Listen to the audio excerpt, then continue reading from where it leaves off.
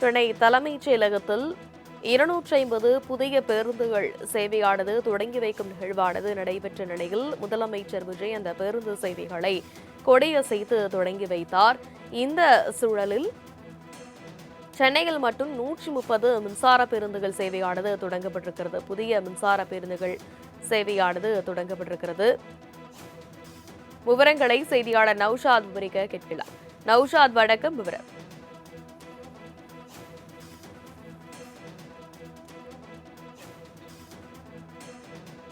வணக்கம்.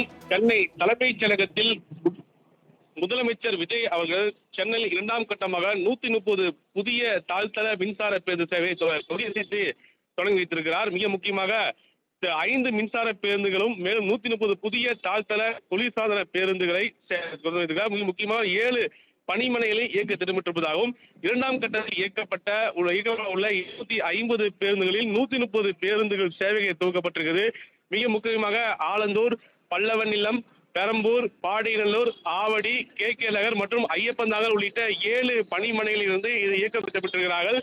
மிக முக்கியமாக 2வது பேருந்து மிக முக்கிய அந்த பேருந்து ஏறி ஆய்வு மேற்கொண்டால் அங்கு இருக்கக்கூடிய பேருந்து இயக்குநரை கேட்டு பேருந்தில் இருக்கக்கூடிய குளிர்சாதன வசதி எவ்வாறு இருக்கிறது, மேலும் பயனுள்ளதாக இருக்கிறதா உள்ளிட்டவை குறித்து ஆய்வு மேற்கொண்டு நடத்துனரிடம் கேட்டு அறிந்தார்.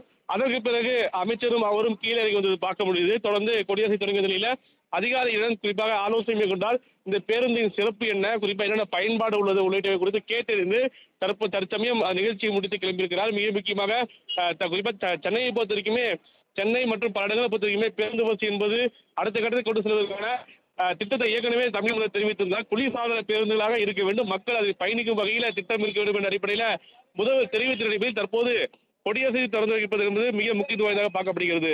ரஜினி, விவரங்களுக்கு நன்றி நௌஷாத்.